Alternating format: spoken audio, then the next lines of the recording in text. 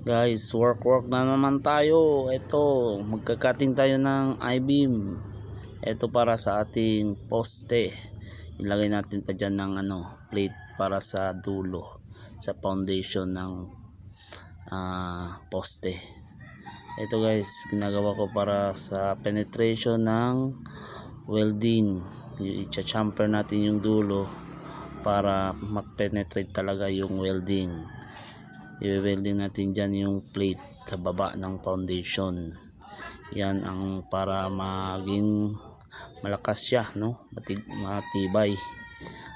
Kailangan talaga i-chamfer siya para ma-penetrate yung welding natin.